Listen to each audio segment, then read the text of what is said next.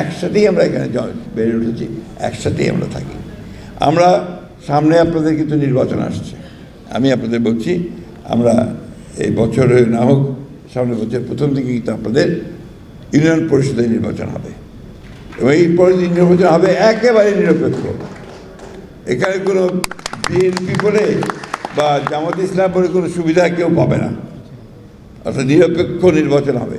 আপনাদেরকে জনগণের ভালোবাসা নিয়েই আপনাদেরকে কিন্তু নির্বাচিত হতে হবে। চেয়ারম্যান বলেন, মেম্বার বলেন, তারা জনগণের ভালোবাসা নিয়ে নির্বাচিত হবেন। যারা মহিলা এমপি সদস্য হন তাদেরকে সেইভাবে নির্বাচিত হতে হবে।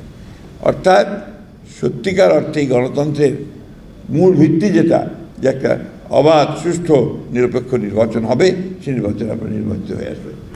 এই নির্বাচনটা হয়ে গেলে আমার একটা প্রস্তাব আছে, আপনারা সবাই যখন নির্বাচিত হবে যাবেন, তখন আপনারা একটা জাতীয় সংগঠন তৈরি করবেন আপনাদের মেম্বার চেম্বারদের, অর্থাৎ আপনার স্থানীয় সরকারের একটা জাতীয় সংগঠন। সেই সংগঠনে কনভেনশন করবেন, সেই কনভেনশনে আপনারা প্রধানমন্ত্রীকে দাওয়াত করে নিয়ে আসবেন। সেখানে প্রধানমন্ত্রী অবশ্যই আসবেন আমাদের পাশে। আপনারা সঠিকভাবে যদি পথ চলেন, সংগঠনটাকে তৈরি করেন, সবাইকে নিয়ে যদি কাজ করেন, তাহলে দেখবেন যে আপনারা ভালো করতে পারবেন।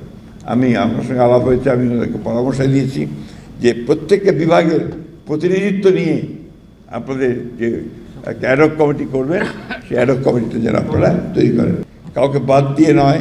যারা শক্তিশালী, তাদের জাতীয়তাবাদে বিশ্বাস করে, বাংলাদেশের স্বাধীনতার মধ্যে বিশ্বাস করে, তাদেরকে নিয়েই আপনারা এই সংগঠন তৈরি করবেন।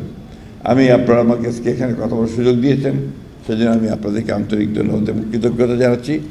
ইনশাআল্লাহ আমরা আপনাদের ট্রাস্টের কথা বলেছেন, ফান্ডের কথা বলেছেন, আমরা চেষ্টা করব যাতে করে আপনাদের এইগুলো সঠিকভাবে আপনারা ব্যবহার করতে পারেন, সে ব্যবস্থাটা আমরা অবশ্যই করব।